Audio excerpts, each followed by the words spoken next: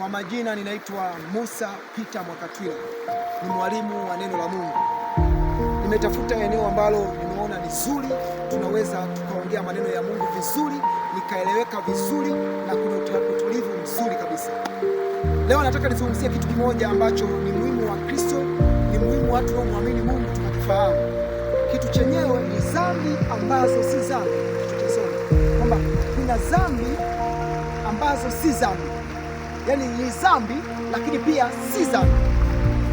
Ni dhambi kwa wale wanaoziona dhambi, lakini katika asili yake si dhambi. Ndio hizo dhambi ambazo si dhambi. Kwa kichwa cha somo ni dhambi ambazo si dhambi.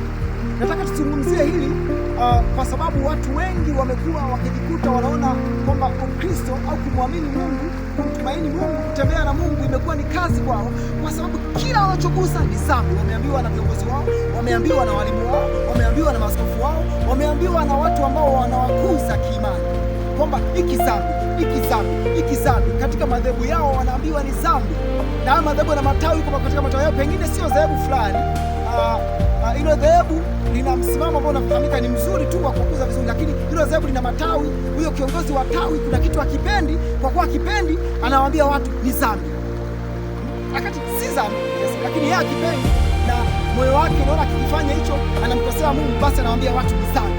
Kwanza tuanze kufahamu kwamba dhambi ni nini. Dhambi wote tunajua, tunafahamu na wengi mmejifunza, mnatambua vizuri kwamba dhambi ni uasi.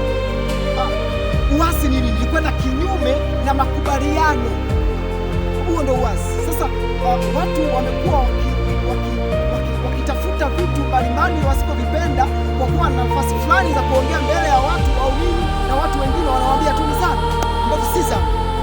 Lakini dhambi ni uasi. Na uasi ni nini? Wewe uliokoka, uasi unafanya kwa nani? Uasi unaufanya kwa yule ambaye umemwamini, ambaye ni Kristo. Siku uliyookoka ulimkubali Kristo. Kristo ana mambo yake ambayo anataka uyafanye na ambayo anataka usiyafanye. Yapo amekuambia ni haya. Sasa ukienda kinyume na hayo ndio dhambi. Na Kristo anasema na sisi kupitia neno la Mungu. Biblia ndio katiba ya kupima kila unaloambiwa dhambi au si dhambi. Biblia ni katiba ya kila mtu yoyote anayekufundisha yuko katika neno la Mungu ambalo ni Biblia. Kwa aitumie Biblia kufundisha chochote kwa atakachofundisha kutoka mle. Ukienda kinyume ndio wewe ni muasi, maana yake umetenda dhambi kinyume na vile ambalo Mungu amelisema. Kwa mafundisho yako mengi, mahubiri yako mengi, lakini kipimo ni Biblia. Maana yule anayehubiri amejifunza kutoka katika Biblia, ametokea humo, anayofundisha alitoke humo, sio azalishe la kwake binafsi kwa sababu alipenda sana. Nadhani hapo tuko pamoja. Kwa uasi, wewe makubaliano yako na Mungu ukienda kinyume ni dhambi. Ila kuna taratibu sasa za makanisa. Taratibu za makanisa ndio hizi sasa, zinaweza kuwa ni taratibu za dhehebu fulani au sio dhehebu lote, lakini ni tawi katika dhehebu fulani, pale wana utaratibu wao. Sasa katika makanisa mengi sasa ule utaratibu ndio watu wanaofanya kuwa ni dhambi. Na wale wanaosimamia utaratibu wa matawi hayo na viongozi wengine wanakufanyia kwamba ukifanya hivi ni dhambi. Mfano mdogo labda nitoe ni kwamba nitoe mfano, utapendeza sana mfano. Kwamba mfano tuwashumu kuvaa suruali. Kuna makanisa wanafundisha kuvaa suruali ni dhambi. Lakini soma Biblia yote hutaona neno limeandikwa kuvaa suruali ni dhambi. Biblia imesema kwamba mvae mavazi yenye kuwasitiri. Lakini pia imesema kwamba mwanamke asivae mavazi ya mwanaume wala mwanaume ya mwanamke. Imekucholea. Sasa Biblia iliandikwa leo wakati kuna suruali tunazovaa hizi, imeandikwa kipindi imetoka Biblia kwa Mashariki ya Kati ndio ilikotokea. Na mavazi ya Mashariki ya Kati tunayafahamu. Mavazi yao ya Mashariki ya Kati ni makanzu au majoho, wengine wanafahamu. Walikuwa wanavaa mikanda, na wanajifunga vitambaa. Wanaona kwa wanawake wanajua vitambaa wao. Sasa kuna vitambaa vya kiume na kike. Mikanda yao walijua, majoho yao waliyajua, makanzu waliyajua kama haya ya kike au ya kiume. Lakini yote ni mfumo kama kwa leo tungeita yote ni magauni. Lakini wao waliyafahamu vizuri kwamba mavazi haya ni ya kike. Kulikuwa na utambulisho fulani huko kwao wanaofahamu, ambao unaojulisha hii ya kike, hii ya kiume. Sasa anapozungumzia mavazi ya kiume leo, ukamwambia mtu usivae suruali ni dhambi. Usivae suruali zimetoka wapi? Niulize, kuanzia sisi wa Afrika na nchi zingine, kwamba suruali mwanzo wake zimetoka wapi? Na kule zilikotoka alikuwa anavaa nani? Kama zilitoka kule kwa anavaa wa kike na wa kiume wote wanavaa suruali. Huku kwetu tunaambia yote ni dhambi. Maana tumekuja sisi tumechukua mfumo mzima wa kuvaa suruali kama ulivyochukua kule. Kwa tunapozungumzia mavazi, Paulo anasema vizuri kwamba tuvae mavazi yenye kusitiri. Sasa kusitiri inaweza kuwa suruali lakini imemsitiri, anaweza kavaa gauni, akavaa sketi lakini hamstiri. Amevaa lakini haijamstiri kwa sababu amevaa kisketi kimebana. Inamstiri nini? Amevaa gauni, kweli ni gauni, pengine wengine wanataka vae mpaka linafika chini. Amevaa limefika chini lakini limebana, limemchora maungo yake kama alivyo, anasababisha watu wapate tamaa mbalimbali, anatendesha dhambi watu. Utamwambia msitiri? Wewe ya kusitiri moyo wako.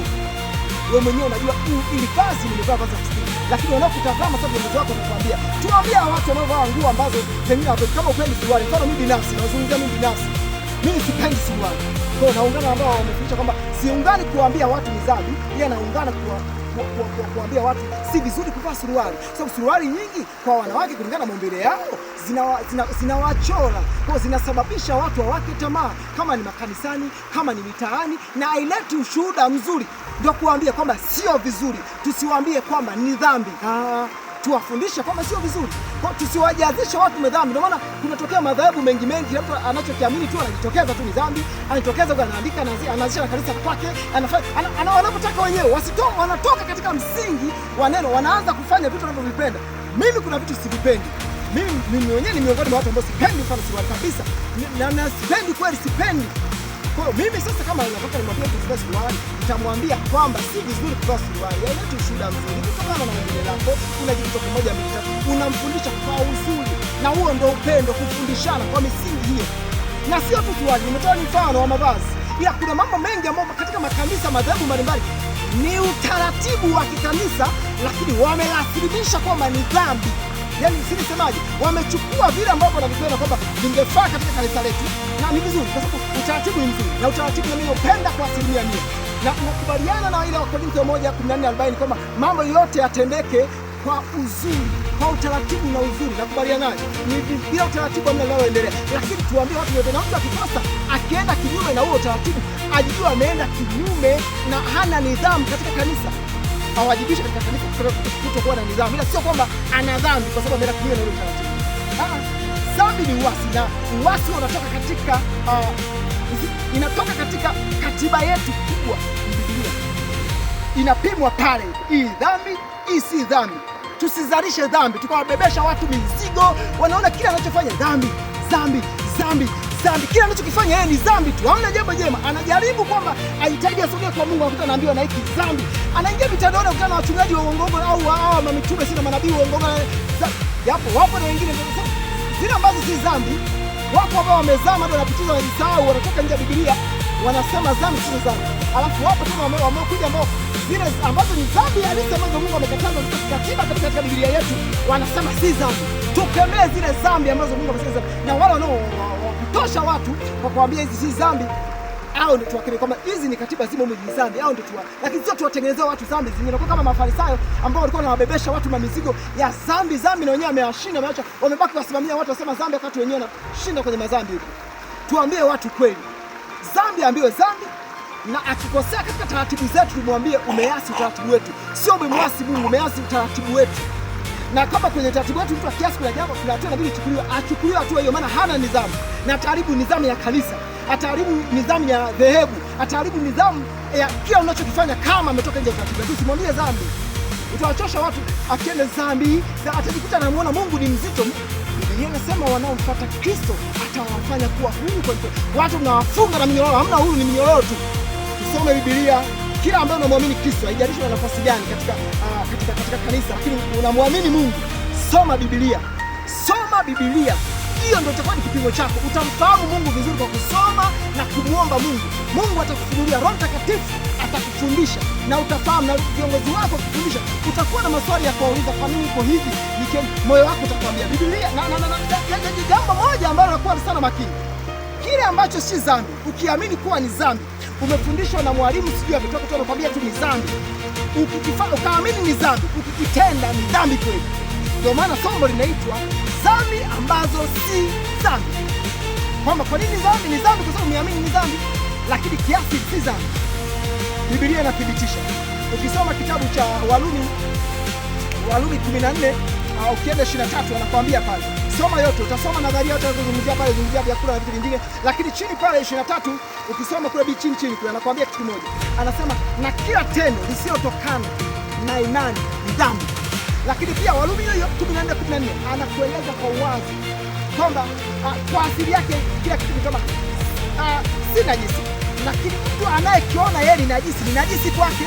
Sinaeleweka vizuri, ni najisi kwake yeye anayekiona hicho kitu ni najisi. Biblia imesema Warumi 14:14, yaani kwamba kuna kitu ambacho si najisi, lakini mtu anayekiona ni najisi kwake ni najisi. Kwa hiyo utaenda jehanamu kweli, kwa sababu umeona ni dhambi, umeona ni shida na umeenda utaenda jehanamu, japo Mungu hakukwambia, lakini wewe umeamini ni dhambi.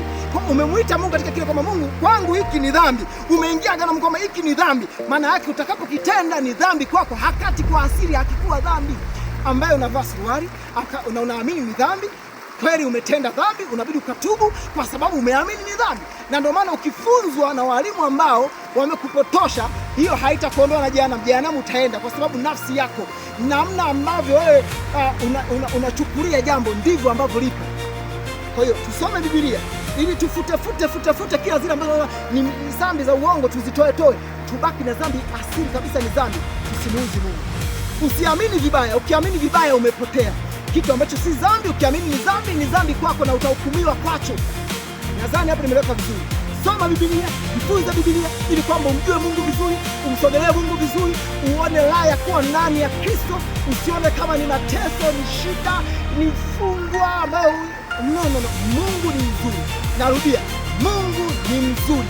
Kumwamini Kristo kuna raha yake, na raha yake ili uione inatakiwa umpate Kristo kwa kujifunza neno la Mungu na kwa kusoma mwenyewe. Sio unaenda tu badani kujifunza tu, utakutana na mafunzo mengine ya uongo tu ya kutosha.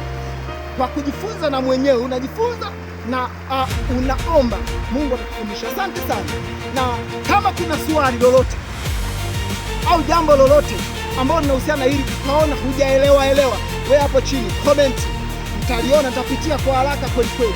Kama chochote unaona kijawa sawa kwako wewe karibu tu. Na hili somo tutakuwa na sehemu ya pili, maana tunazungumzia upande wa mfano wa mavazi. Kuna mambo mengi yanaendelea huko, mambo mengi. Watu wana mizigo, wana shida ambazo wamefungiwa tu, wala hata Mungu hajawafundisha. Wamefungishwa na wanaowafundisha wamewafunga dhambi ya ajabu. Hayo yote tutaendelea. Hili somo tena mfululizo mpaka hapo tutakapokwenda kuisha, wakati watu wamefahamu kweli. Karibu hapa Mupema Gospel Voice. Hapa tunajifunza kweli ya Mungu. Tutaendelea kujifunza, tutakuwa na walimu mbalimbali watafundisha, lakini watafundisha kweli. Tutazungumzia kweli ya neno, sio ile ya kubabikiza tu, kuwavika watu, kuwapa. Tutazungumzia kweli. Asante sana, Mungu akubariki.